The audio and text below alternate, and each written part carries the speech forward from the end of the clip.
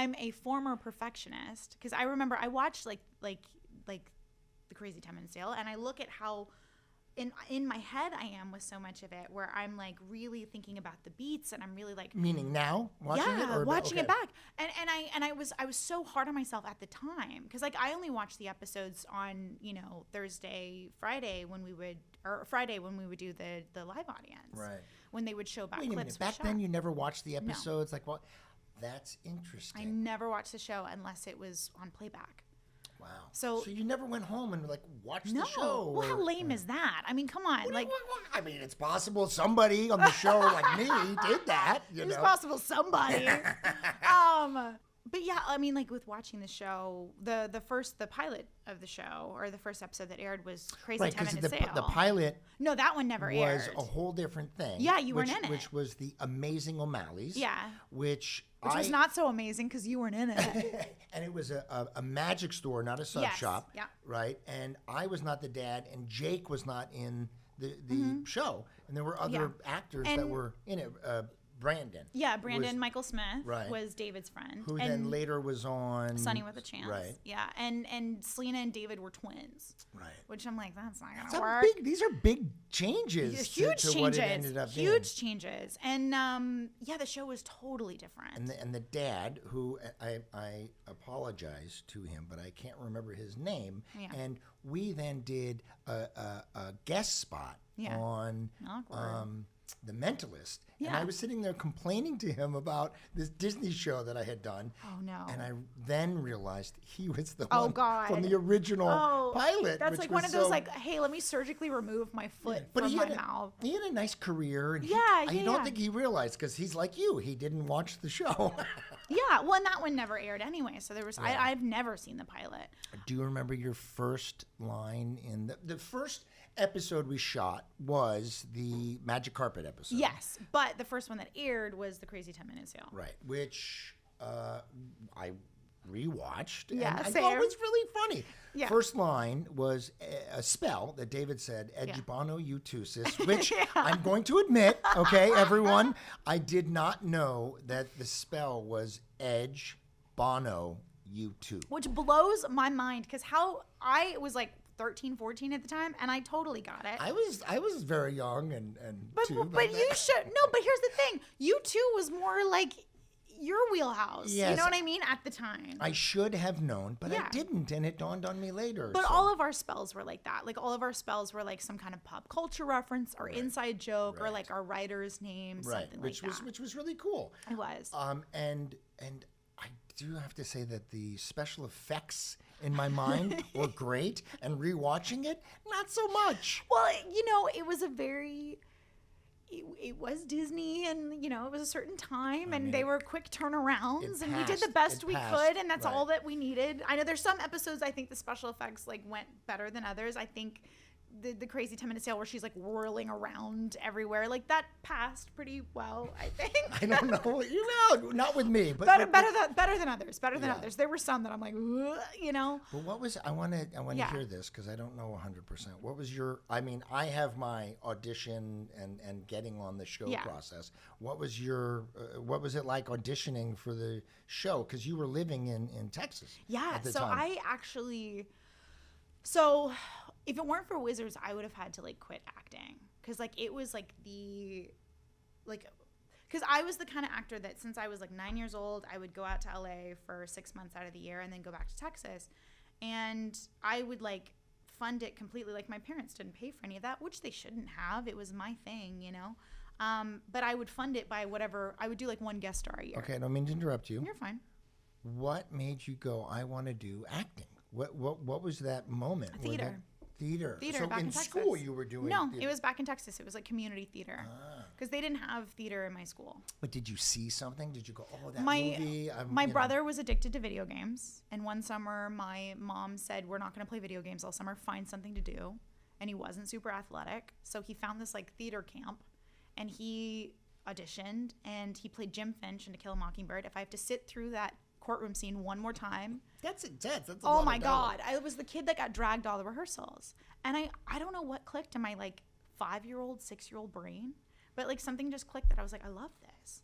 And then I auditioned for a play, and I got like one line, and I told my mom I'm not going to do it because it's not the lead. Because my brother, his first audition, he got the lead. He got Jim French. Okay. So I was like, this is what you do. You get the lead. Right. So I was like, I'm not going to do it. I'm going to pass. My mom's like, no, you're not. You're going to do it. But everything you had done really up until Wizards it was all drama.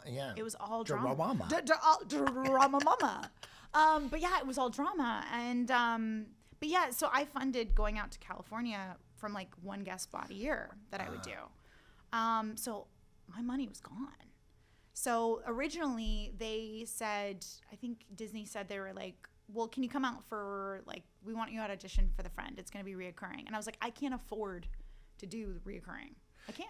Did you do it like, I mean, this never happened back then, but like a self-tape and send it in? No, it never happened. That stuff didn't, I mean, it did, but like not really. And I think, I don't think that was an option.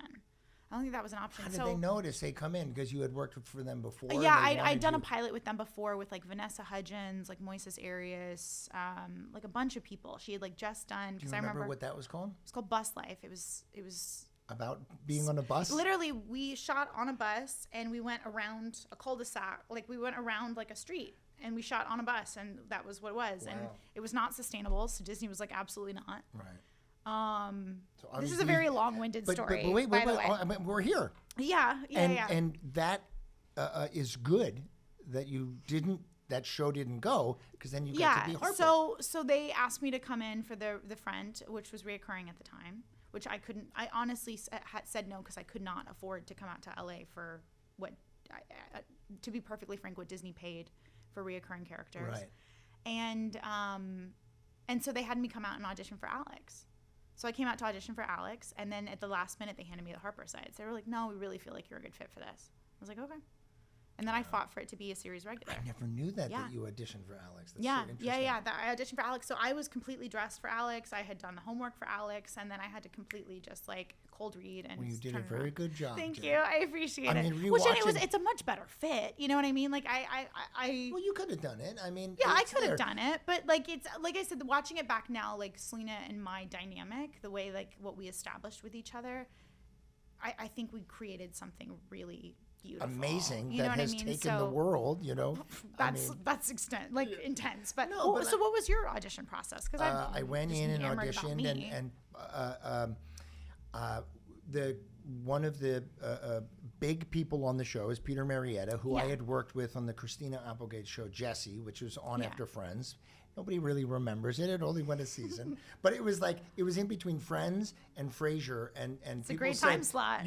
But people said you could put just nothing in between and it would get good ratings. But just someone just taking a shit on the floor in the middle of the two shows. I mean, it's a little better than that. No, that's not what I'm saying. But please don't think I'm saying that. No, so Disney Channel was Hannah Montana and Zach and Cody. No. Yeah. Is that what it is? Yeah. And that was like, I don't want to be just the dad on a Disney show. That's fair. Hey, kids, don't do that. At the end, I told you so. I didn't want to be just that. I wanted to participate. That seems so fun.